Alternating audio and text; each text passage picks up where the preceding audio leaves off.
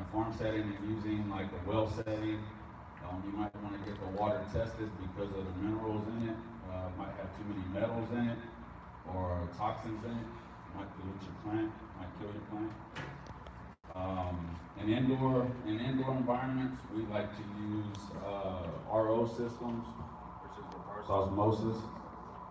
It's a filtering system, and you end up with 0 ppms when you measure your water for particles. BPM Parts per million, yes, sir. So, the lower parts per million that you have, the better off you are of starting when you introduce nutrients to your water, that you are able to control the level of nutrients that you put in, instead of having some water from the well or even tap water that has chlorine in it that's going to be toxic to your plants. Atmosphere. The atmosphere is a big one because it kind of plays into all areas of your plant. The atmosphere is the CO2 that your plant wants. It's the temperature. It's the condition of your roots. Atmosphere plays a big part of it, and knowing your environment helps you maintain the levels that you need to not end up making your plant with toxicities, to where you end up burning your plant, or it'll end up basically dying away on you little by little. Next one, please. So the stages of growth are, with the first off is germination. We're going to take the seeds, and this is hemp seeds or cannabis seeds, really any seed. And you're going to germinate it either by putting it in a wet paper towel. You can drop them in a cup of water. You can plant them directly into the soil, or your soil is medium. And about 10 days, that sprout will actually come up, and you'll see the first 2 little leaves starting to take in photosynthesis. From that stage, we go in the seedling stage. It's going to stay from the 4-inch that it came up out of the seedling stage, and out of germination. And from that stage, we can be in the seedling stage for probably up to like 2 weeks. And that's you'll get about 10 to 12 inches by then, and then we're in the vegetative state. You usually want to take, me personally, I use like little 4-inch containers. I go from seedlings in 4-inch up to 2-gallon pots or 1 gallon, and then when I move from vegetation to flower, and I'll transplant again. The next stage is vegetation. Vegetation is a hard one. It can be 3 to 16 weeks. It can be the whole summer. It can be 6 months. The vegetative state is the part where you're trying to train your plant or manipulate it into giving you more branches or bud sites. You can train it through nettings at this point. You can have a mother, which is a female plant, and you can have that plant in vegetative state for over 2 years, as long as you keep the nutrient levels right and keep maintaining that plant. That plant will live in vegetative state for as long as till you flip it to flowering. Flipping it to flowering means we go from 24 hours of light or 18 hours of light down to 12 hours of light. We want 12 hours of light, 12 hours of darkness, and that is the induction of your flowering. Your plant doesn't know that it's supposed to start producing buds until you switch to the 12-12, or the light cycle outside starts mingling at 13 hours. It's 13, 14 hours is when you start producing buds naturally outside as the summer descends to the fall. Next slide, please. Seeds. So seeds are, they come in different forms. We have just seeds that could be regular, male or female. We have feminized seeds, which is what I prefer, so that there's no there's no chance of contaminating your grow area. You don't want to take the time to, set up a grow area in this amount of space, and because you have a male plant that you went through and checked, your garden, and because it's not on the outline of the garden that you walk around and essentially look at all the plants, well then you miss that one that's in the middle, and it ends up making your whole garden seed. And at that point, it's not good for, it's still good for consumption, but it's not good for retail. You can't sell a medicinal product with seeds in this industry. No dispensary is going to take that product. So the male has seeds, the female doesn't. The male has seeds and the female doesn't. If you leave the male with a bunch of females, he'll Yes, sir. impregnate them. It'll impregnate them all. Yeah, and yeah, and so the deal, that's why I say, I go with feminized seeds due to the fact that in the gardens that I participate in, they're kind of big, so you tend to walk on the outside because your plants get to a certain height, and trying to walk through your plants, you're gonna break a branch you just lost, a quarter of an ounce or half an ounce, depending on where that branch was and how big it was. Sorry about that. So me personally, I go along with the feminized seeds because I don't have any chances. Now I will say that there are benefits of having a male plant. You come along and you find a strain that gives you everything you want, which for me, I want a plant that is done in 8 weeks. I don't want to wait 9 or 10 or 12. I want to be done in 8 weeks. And usually it'll tell you that on the seeding pack from wherever you buy it, tell you how long it is. And I want something that mainly produces quite a bit. I want a heavy yielder. I want something that's not scared to grow so I find a strain that I like that, and so then I find a male where I also like its characteristics, but so then I'll mix them. But that environment is totally separate. When I mix a strain or try to create one, I actually bought a tent just like the foot back there and put it in a separate room of the house and made it a rule to where if I mess with that tent, I can't go back in my flowering room. There's no chance that I want to take the pollen from that tent and go back into my flowering room and ruin my flowering room. There are no certain ways you can look at a seed to know if it's male or female. You have to plant that seed unless it's coming from a seed bank that tells you that seed is feminized. Auto flowering seeds are great for people that have space or confined spaces. So like auto flowers would be great for like a tent like that, and maybe put, I'd say 4 or 5 auto flowers in 3-gallon pots in them. And you would have a pretty good yield. And you'd be done in 60 days. That's the I guess kind of the good points about auto flowers. They're done from beginning to end in 60 to 80 days. From the time you plant that seed, you're not waiting 2 weeks for the seedling stage. You're not waiting 3 weeks for the vegetation stage. When you plant auto flower, they have a timeline that is already set in stone. They're going to come up 2 weeks later, 3 weeks later, they're going to start putting on the bud already, and from that point that they start budding until, I believe it's like 35 to 40 days, and then that plant's finished. No, they mixed it with Ruderos, and it's a plant that is found like in Asia or in countries where the summers are very, very short, so that trait has carried on in its genetics. They brought that across and made it with, our diesels and our Gorilla Glues, and that's how you end up with the little short variety that's done in 67 days. So those are going to be a lot more expensive than the feminized seeds or any other seeds, and since they have a shorter growth?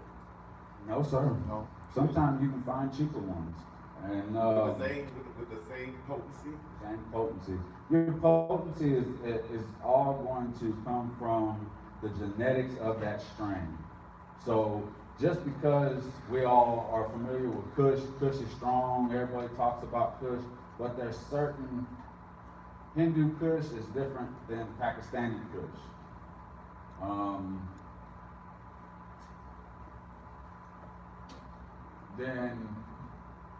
So Pakistani is different than Hindu Kush.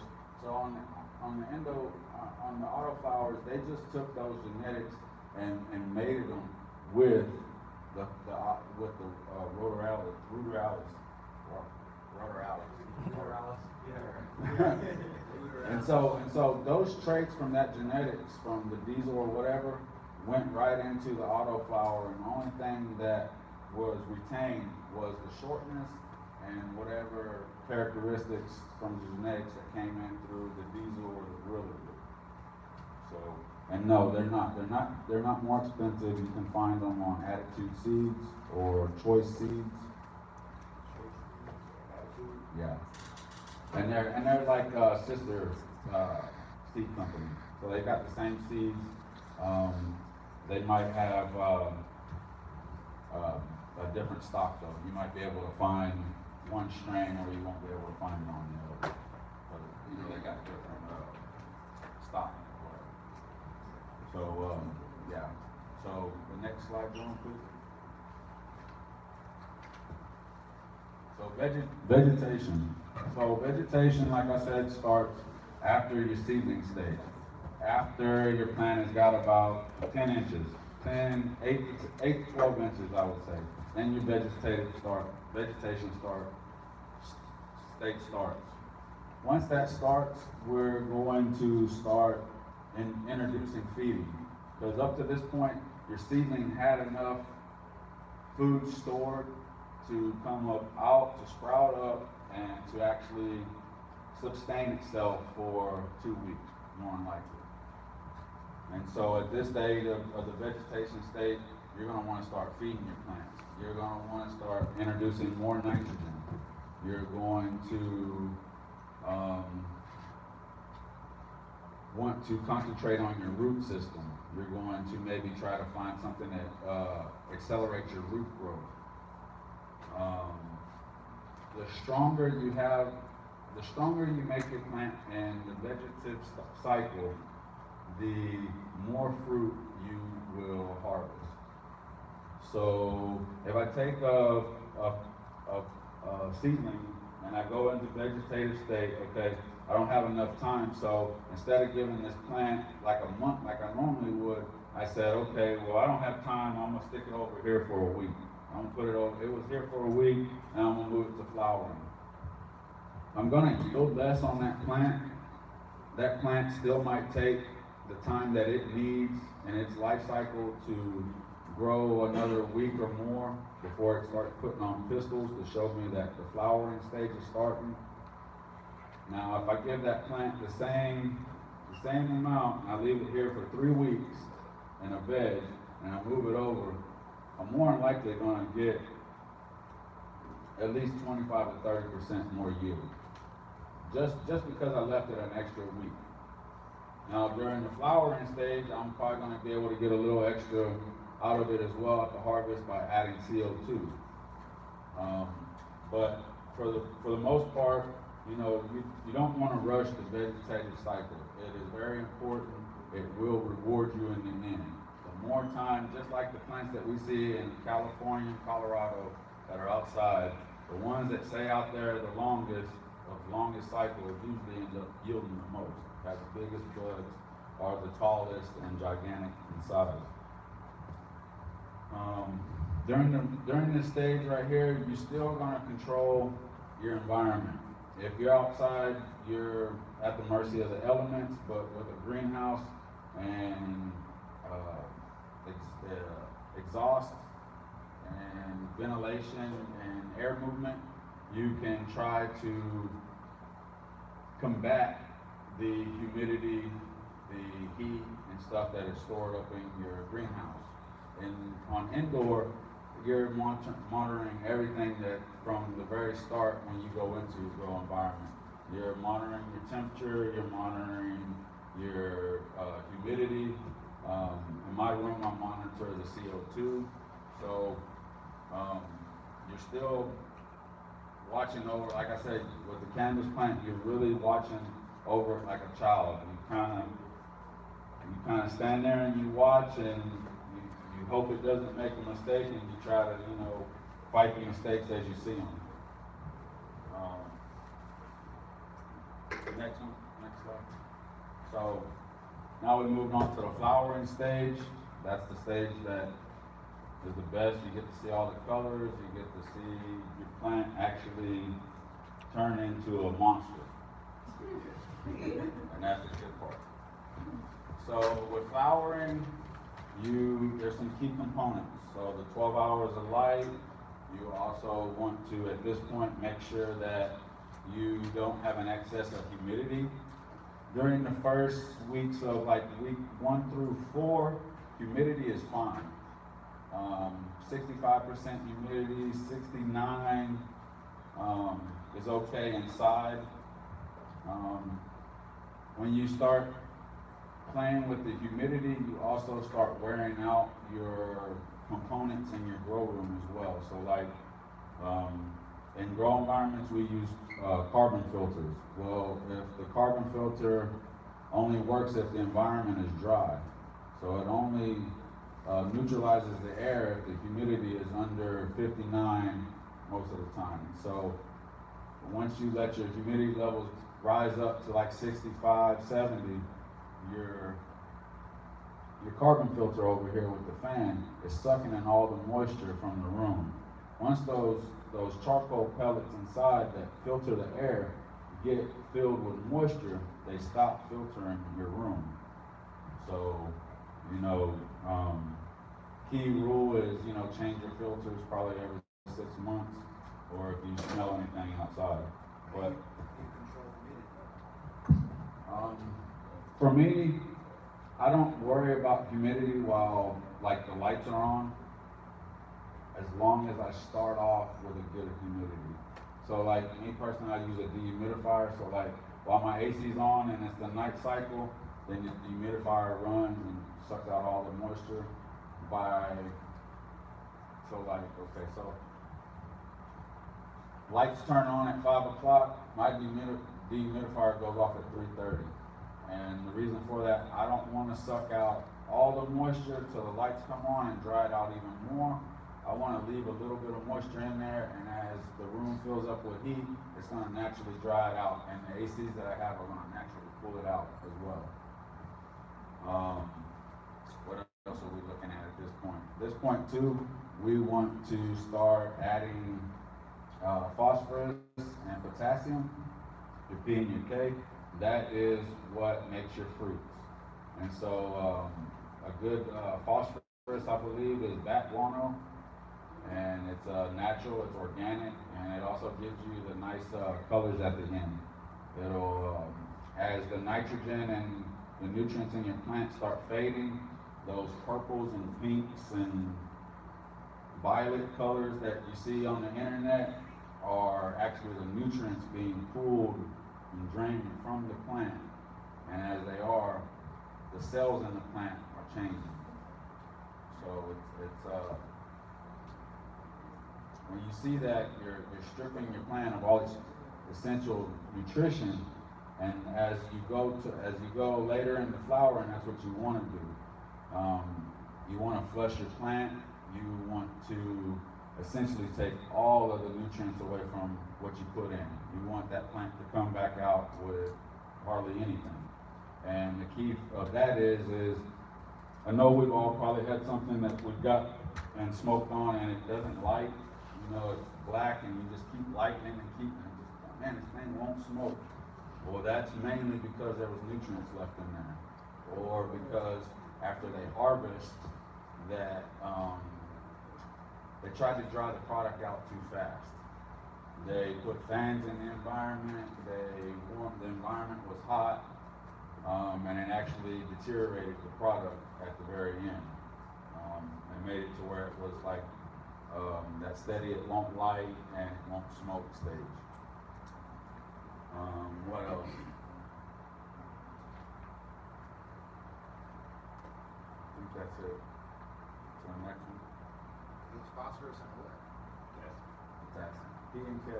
NPK. And then like also you're gonna probably end up if you're in an indoor gardening, you're gonna want to look for like some CalMag. The cannabis plant likes calcium. It likes indoor. We use a little bit of sulfur, magnesium to try to bring out the essential oils and smell them. So we'll go over lights real quick. There's different type of lights. The cheapest ones are like metal halide and HPS. More advanced are LEDs like that are back there and there. I think that's like a 1,500 that you can get on Amazon for maybe 125 bucks. The tent is probably 80 bucks to 100 bucks. So I mean, you know, that's a fairly cheap setup right there. Compared to like if you use something like LED lights that are like light emitting plasma, which is the industry standard right now with Gavitas, that light will cost you up to $500 to $600 per light. So, on to the next one. Is it worth it? Is it? Say that Is what? it worth it? Gavitas? Oh yeah. The key with Gavitas is that you want to have a 10-foot ceiling, and you want to be able to keep a height in between the canopy of your plant and your light at about 5 feet, 4.5, 5 feet. Anywhere else, that plasma will actually start to burn it. Just like the LED will, if it's too close, it'll actually start to burn it. You won't see it until it's actually browning the plant.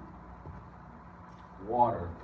So water, we use a lot of water. You're going to mix your nutrients in it. You're going to flush your plants with water. You're going to, a rule of thumb of mine is where I end up nutrients for a week, and I'll just kind of flush them out with straight water the next week. I'm on a heavy feeding cycle, so I use more likely the top of the nutrient range on any bottles, whatever the recommendation is. I usually use the top, and I play with it from there. Next one, John. Grow mediums. So there's a bunch of different grow mediums depending on what you're using. If you're using, if you want to grow hydroponically, you'll use clay pellets. If you're like myself, you will use, there's a cocoa core, which is a soilless medium. It retains no nutrients in it. It comes with no nutrients in it. And so basically what you put in the cocoa core is what you get out. Unlike with soil, if you buy soil like the Happy Farms or Happy Frog or Oceans Organic from Fox Farm, the soil actually comes with a certain amount of nutrients already in it. So if you buy that bag of soil and you plant your plant into it and you go to feed it the third or fourth week of its life, you're more or less probably going to kill your plant because there was enough food and the Happy Farms or the Fox Farm nutrient in the soil to grow for 2 months. Next one, Jerome. Nutrients. Nutrients, you can go the organic route and make your own teas. You can go to the hydro shop like me and buy everything. Rule of thumb for people thinking about dispensaries long term, try to use nutrients that are all organic derived. Some of those are iguana juice from Fox Farms, and my favorite is cocoa, can of cocoa is what I use. And that just makes life really easy. Next one, Jerome. So cannabis cultivating systems. So like in hydroponics, you got NFT setting is where you'll see in High Time magazines or stuff where it'll be like a column grow. It'll be sets of PVC pipe lined up, and the water will enter through the top, and as it goes down, it kind of just lowers itself. You lower the PVC pipe, you know, about quarter of an inch all the way down so that it has a steady drain, and the nutrients are able to be sucked up through the plant the entire time. There's always water running through that NFT. Ebb and flow are a hydroponic system to where they use clay pellets, which are like little little balls of clay. And the ebb and flow system is a bucket with a basket on it that you fill with clay pellets, and you put either your clone plant or your plant that's already in vegetative state. You will not put a seed in a hydro bucket and start it from seed. You will start it from clone or from the seedling stage. Other techniques are when you're cultivating, I named some of them like LST. You kind of set up a netting over it, and you kind of train your plant through the netting. It increases yields, they say, by 25%. It actually makes your plant a lot stronger and hardier. And you do. I see, like, recently I've had where I had plants held up by sticks and held up by nets, and the ones with nets always did better, and still continue to. Other ways of doing it are fimming, or taking the top of your plant instead of like the old school method, which is we pinch the top off. You kind of take scissors, and instead of pinching it off, more or less taking the top of the plant away, you'll come down, the leaves will be like this, and you'll come down, not to cut them all off, but to be like right above where you would take off the budding site. And it'll actually send a signal down to the bottom of the plant to shoot the lower branches up to the top of the plant to give a more even canopy. And by fimming, you also create more tops. So it'll act like you pinched it, and create more tops, but it'll still keep growing vertically, as if you pinched it, it's all it's going to do is spread out to a big bush. Next one. Harvesting cannabis. So with harvesting cannabis, you want to be able to make sure you have the right environment. You want a cool environment. You don't want it to be too dry. You don't want it to be too warm. Like I said, you can have a great product and screw it up right there at the end due to too much heat and too dry, trying to dry it out too quick, trying to just rush the process. Most of the time when you go to your buds and you walk around, you can pinch them and they'll be hard. If you pinch your buds and they still feel squishy or mushy, then they're probably not done yet. You need a couple more weeks. You will see the biggest amount of growth in the last 3 weeks of flowering. Your plant will seem like it stays the same size for a couple weeks, and then you'll think that that's going to be complete. You'll be about at the end of your flowering cycle, and then all of a sudden you'll just see it, explode or grow. And you want to let that plant go till that plant is done exploding, and the top of that plant the hairs have went from white to orange, and instead of sticking out, they're actually trying to retract in, and it'll kind of look like a line, or like a squiggly line coming back in. So that hair will actually shrink back to the bud. It'll actually compress back in. Trichomes, you want to wait till they're mostly amber, and the way that I do that is you'll actually see the plant start sparkling at you. You'll actually see that little twinkle from it, and if you get a microscope, you can see where it's cloudy and amber. The next one, John?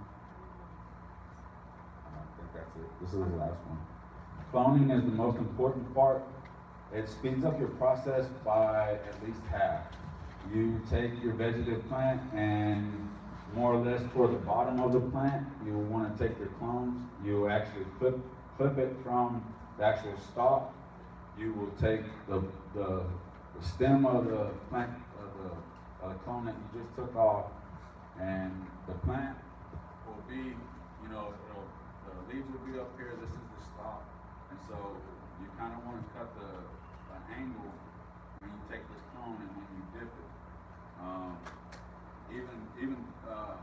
some people and older people, they'll actually take the bottom of that stem and press it into their scissors and kind of pull it so that it kind of frays the stem, and then dunk it into their cloning solution so that the strands that came off supposedly grow quicker roots.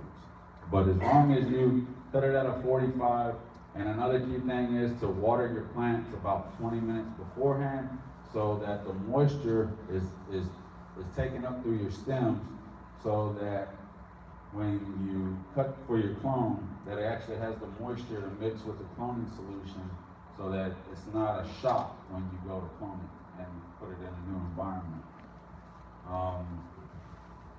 Clones are the way of saving your strain, saving your genetic line. Clones are just an easy way to not have to deal with male or female or ordering seeds or anything. You found a great genetic line, you love it, people love it, you stick to it, you clone it, and eventually that strain may mutate, which means the genetics will kind of alter.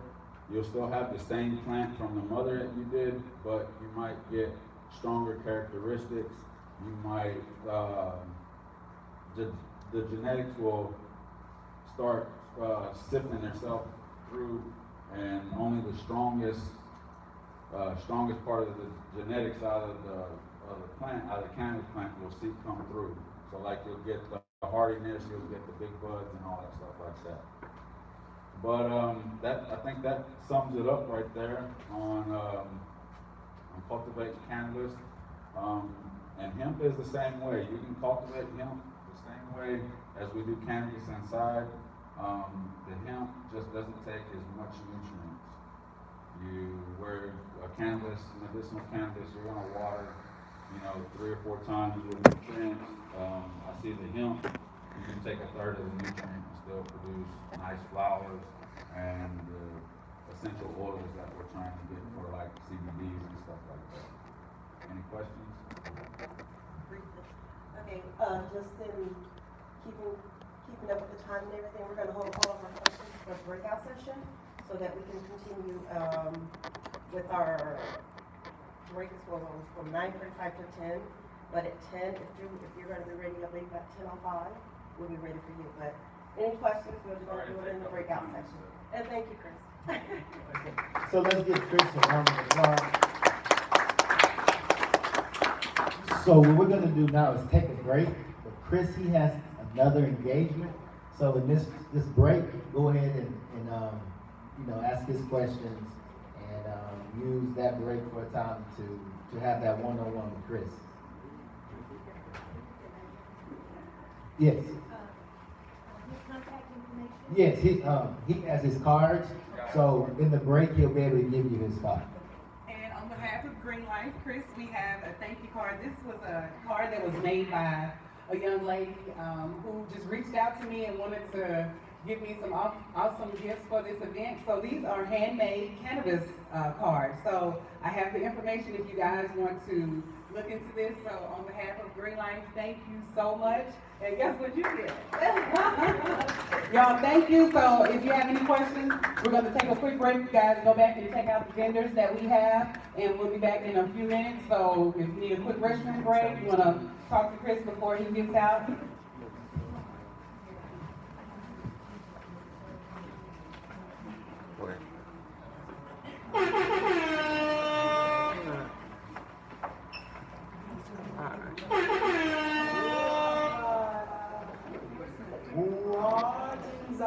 Why you start over?